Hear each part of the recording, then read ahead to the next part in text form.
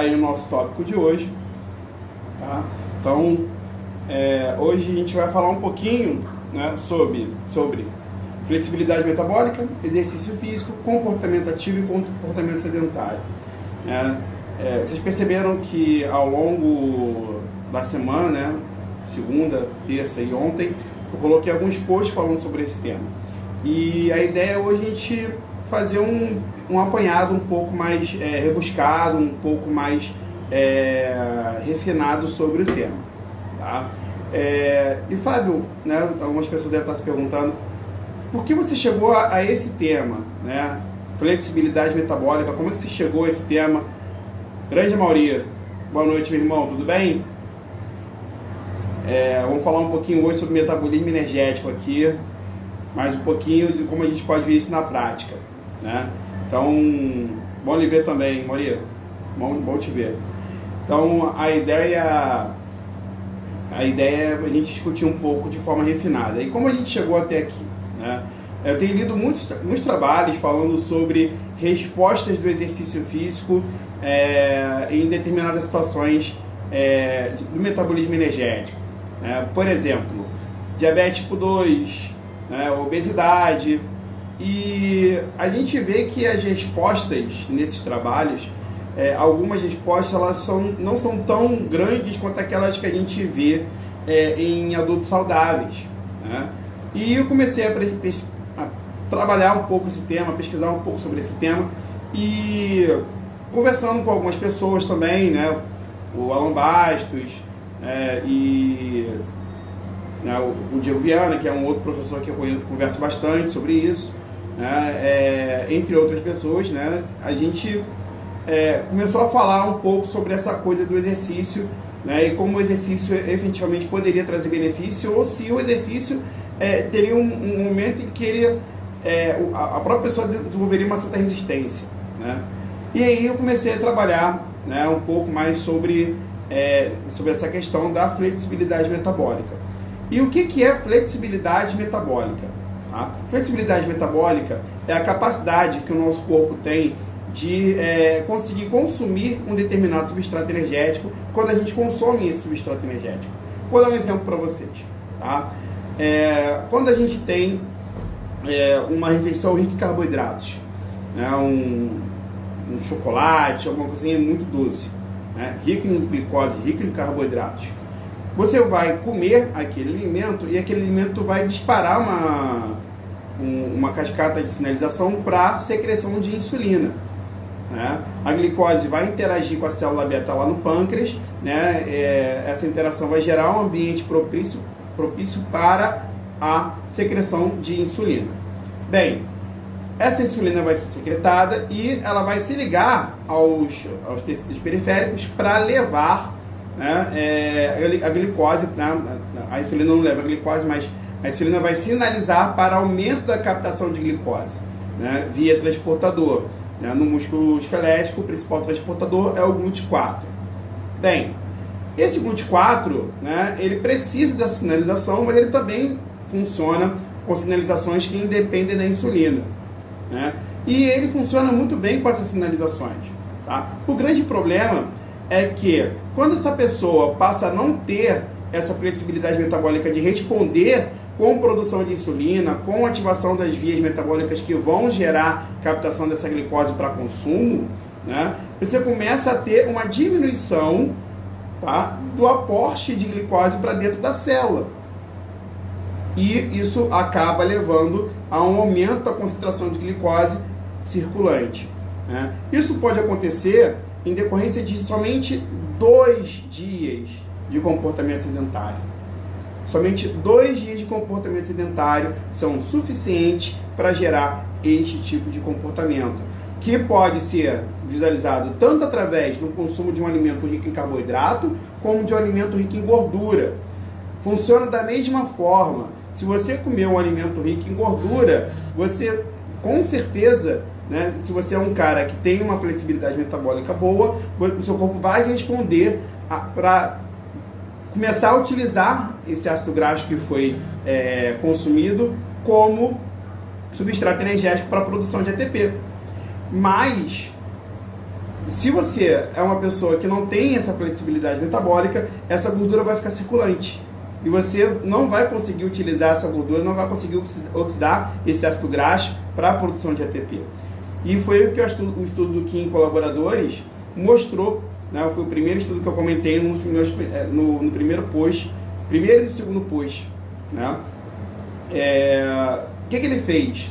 Né? Só para explicar de forma bem objetiva e direta. O que ele fez? Ele pegou um grupo de indivíduos, dividiu em 3 grupos. Um grupo era sedentário e tinha uma dieta balanceada. O grupo era sedentário e tinha uma dieta rica em gordura. E um grupo tinha tinha comportamento ativo e tinha dieta balanceada.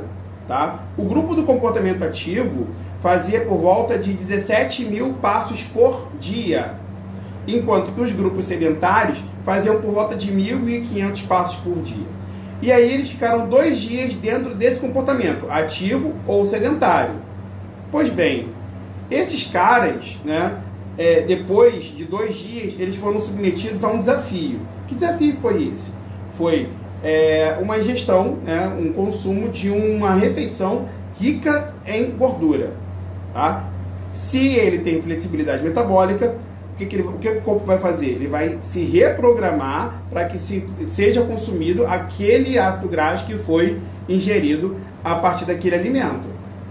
Então, o que vai acontecer numa escala mais macro? Nosso coeficiente respiratório, que pode variar entre 0,7 e 1, sendo 0,7 majoritariamente oxidação de ácidos graxos e 1 majoritariamente oxidação de carboidratos, ele vai ficar ali por volta de 0,7, 0,8.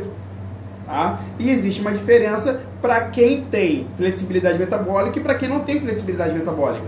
E o que aconteceu com esses caras?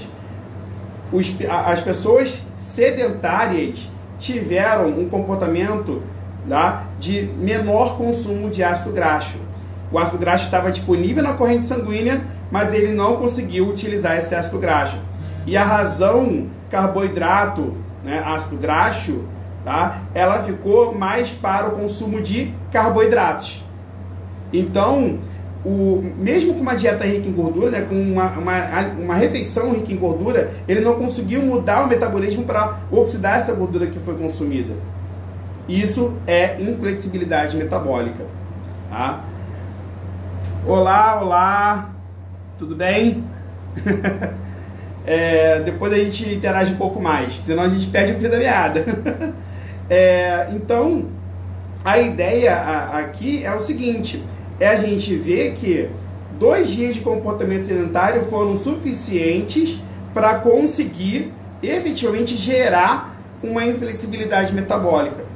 E aí, olha só que interessante, eles prosseguiram o experimento e no 3º dia, tá, eles fizeram uma sessão de exercício. A 1 hora de exercício na esteira, a 67% do VO2 máximo. E no dia seguinte ao exercício, eles fizeram o mesmo desafio. Uma alimentação, uma refeição rica em gordura. E o que ele encontrou? Ele encontrou o mesmo resultado de quando ele tinha um comportamento sedentário anterior. Ou seja, o exercício físico, uma sessão de exercício físico, não foi capaz de resolver a inflexibilidade metabólica desenvolvida por 2 dias de comportamento sedentário. Então, o que esse estudo sugere? Sugere que o comportamento sedentário, ele leva a uma inflexibilidade metabólica que não pode ser corrigida por somente uma sessão de exercícios. Ok? Bem, outros estudos vieram, né, tentando entender como o exercício físico poderia proporcionar uma atenuação dessa inflexibilidade metabólica. E o que eles encontraram?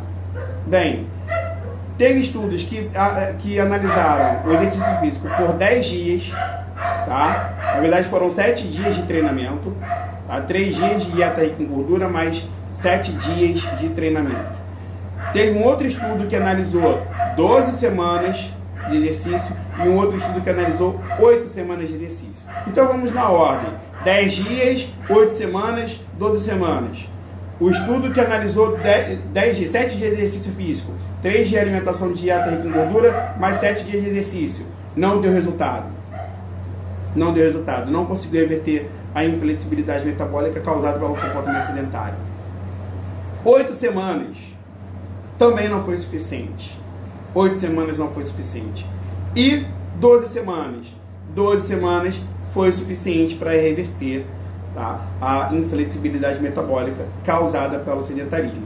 Isso eu estou falando em obesos, tá? Em obesos, indivíduos obesos. Todos esses 3 trabalhos analisaram indivíduos obesos, ok?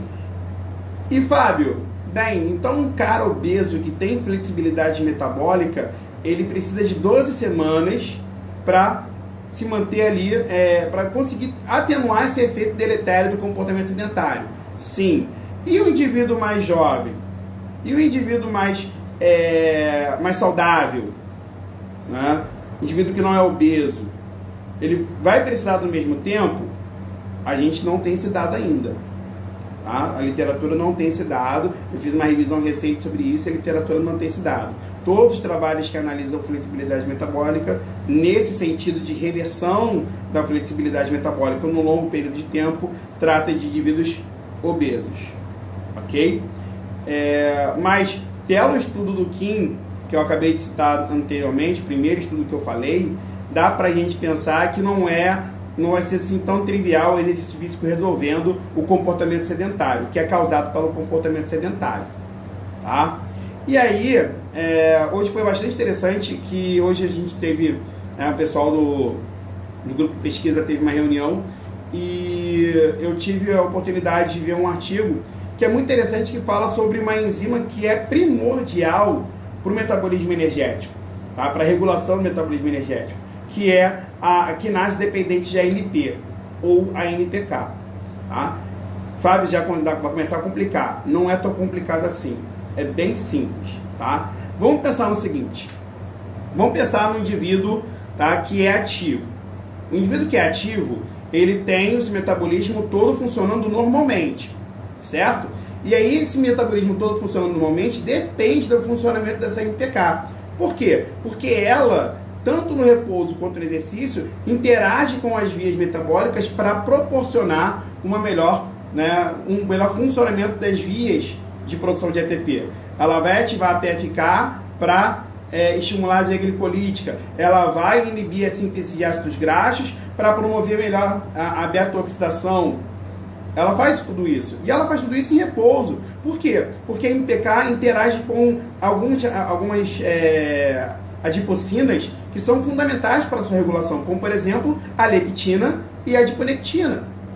Só que, olha só que interessante, a leptina, ela é liberada pelo tecido adiposo quando ela recebe, tá, o triglicerídeo lá, né, o triacilglicerol.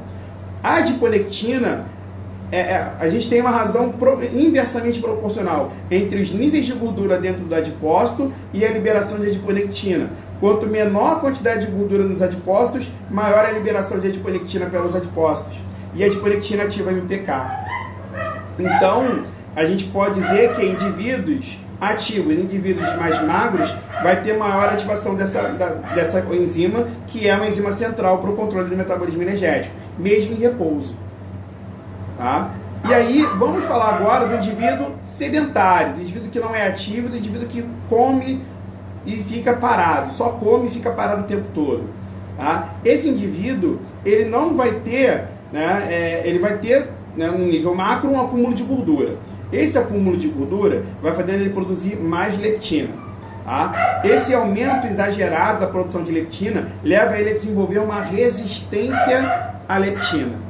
Ok? Além disso, você tem também, tá, uma diminuição da liberação de adiponectina. Por quê? Porque o adipócito está mais inchado. Lembra que eu falei que é inversamente proporcional?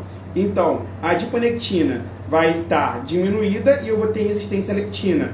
Duas adipocinas que estão associadas à MPK. Não vai ativar esse centro de controle do metabolismo energético. Eu vou ter um desbalanço metabólico na minha célula. E aí a gente tem um desenvolvimento de um cenário compatível com inflexibilidade metabólica.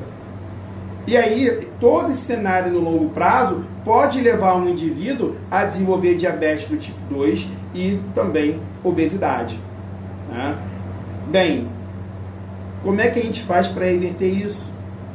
A gente precisa ter comportamento ativo. Pessoas ativas mantêm flexibilidade metabólica. O estudo do Kim Colaboradores já disse isso para a gente.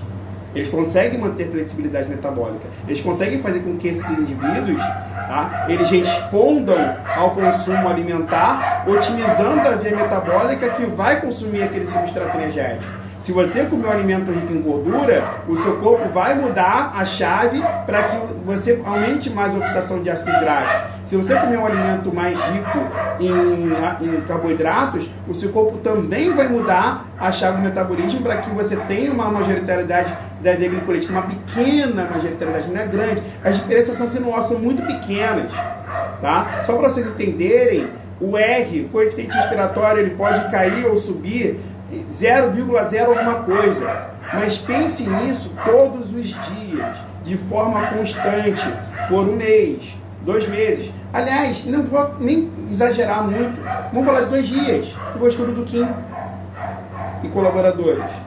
2 dias já pode levar você a um desbalanço importante.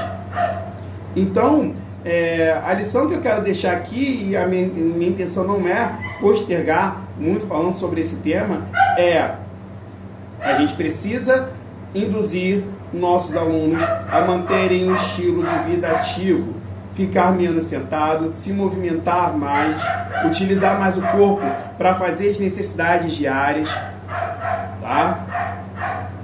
Estimular ele a prática de exercícios físicos, tá? Tem um trabalho do grupo da Emily, né? Se eu não me engano, é do ano passado esse trabalho. Esse trabalho ele foi um dos 100 trabalhos mais lidos do ano passado, tá? Que sugere que para você ter um estilo de vida ativo, plenamente ativo, você tem que ter 375 minutos de atividade física leve por dia. 375 minutos de atividade física leve por dia. Sabe o que é isso no total? Isso são exatamente 6 horas e 15 minutos de atividades físicas leves. Fábio, mas isso é um exagero, 6 horas e 15 minutos de atividade física leve. Eu não estou falando de exercício físico. Eu estou falando de atividade física. Ok? O que seria atividade física leve? Ficar de pé. Ficar de pé já faz uma diferença. Não ficar sentado num lugar onde você tenha menos ativação muscular, como por exemplo uma cadeira como eu estou sentado aqui agora, e você provavelmente deve estar sentado aí agora. Ficar sentado no chão, por exemplo, é uma boa alternativa. Tá? Fazer as suas atividades de casa, né, durante o dia, subir escada, descer escada, andar até o ponto de ônibus. Sei que agora, no tempo, quando a gente está falando de época de pandemia, de isolamento social, isso acaba sendo um pouco mais difícil de realizar, mas se deslocar mais, não depender tanto do controle remoto, né, ou de qualquer situação que possa fazer com que você fique sentado. Se você conseguir levantar de 20 em 20 minutos, de 30 em 30 minutos dentro do seu home office, já é mais que o suficiente. Se você estimular o seu aluno, você professor que está vendo essa live, que se você estimular o seu aluno a ter esse comportamento ativo, ele vai ter benefícios. Tem um outro trabalho, me desculpe que eu sou péssimo com nome de autores, mas tem um outro trabalho, depois eu posso disponibilizar para quem tiver interesse, que analisou 2 grupos de hipertensos. Um grupo ficou totalmente sedentário e um grupo saiu de 15 em 15 minutos, tá, do seu comportamento sedentário para fazer 3 minutos de uma caminhada a 3 km por hora. Vou repetir. De 15 em 15 minutos, 3 minutos de caminhada a 3 km por hora. E só isso, só essa mudança de hábito levou os indivíduos a terem melhor resposta do tratamento antihipertensivo. Ou seja, uma mudança muito pequena, 3 minutos andando a 3 km por hora, passinho de formiguinha. Ah, mas eu dou aula para o idoso. O idoso anda a 3 km por hora. A não ser que ele seja muito frágil, que ele não consiga andar. Mas o idoso consegue andar a 3 km por hora. E você efetivamente vai ter, tá, um benefício, e nesse caso eles viram um benefício na questão da hipertensão arterial, do tratamento da hipertensão arterial. Mas acredito, e é uma crença minha, que provavelmente eles veriam algum benefício também a nível metabólico. É muito fácil de explicar isso por conta de tudo que a gente já falou anteriormente, e o reflexo da diminuição da pressão arterial em conjunto com o tratamento medicamentoso só reflete isso, ok? Então, essas mudanças para o comportamento ativo, elas são fundamentais para que haja uma melhor resposta, inclusive do exercício físico.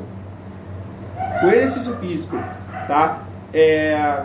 Assim, se você colocar o exercício físico e o comportamento sedentário, eles são inimigos. Eles são inimigos. Um bate com o outro. Eles são inimigos. Eles são antagonistas. Eles não vão agir em prol do mesmo objetivo. Tá? Eles vão se competir. O exercício físico vai competir com o sedentarismo, com o comportamento sedentário. E é extremamente importante que você tenha noção disso. Tá? A única vertente que pode levar, né, em congruência, né, vai se juntar com o exercício físico, é o comportamento ativo. Você tem que levar isso para o seu aluno, porque só o comportamento ativo pode gerar mudanças efetivas, tá? Isso associado ao exercício físico, obviamente, mas o comportamento ativo associado ao exercício físico pode levar a mudanças efetivas no metabolismo energético e também isso vai se refletir na saúde daquele indivíduo, ok? A questão aqui foi discutir um pouco sobre flexibilidade metabólica, comportamento sedentário, exercício físico e comportamento ativo. Tá? Eu acho que a gente conseguiu abranger todo esse cenário. Tá? E não vou me prolongar muito mais. Queria agradecer quem ficou até agora comigo. Eu vou disponibilizar esse vídeo no IGTV e no meu canal do YouTube. Ok? Eu não vou deixar salvo nas 24 horas do Story. Eu vou deixar disponível no IGTV e no meu canal no YouTube, ok? E toda quinta-feira, a partir de hoje, toda quinta-feira, às 20 horas, nós teremos uma live para falar de um tópico que nós vamos abordar durante a semana. Na semana que vem, a gente vai falar sobre resistência à insulina, como ela acontece, por que ela acontece e como a gente pode fazer com que isso seja revertido através do comportamento ativo e também do exercício físico. Beleza? Galera, muito obrigado. Tá? Espero que vocês tenham curtido. Estou vendo aí o meu irmão aí, Gustavo Mazon. Obrigado pelas congratulações. É importante a gente falar isso. E a gente precisa, né, efetivamente levar isso adiante. Então, a gente vai levar adiante. Tá? Tamo junto. Fiquem com Deus, fiquem em casa e não esqueça, exercício é ciência. Um abraço, galera.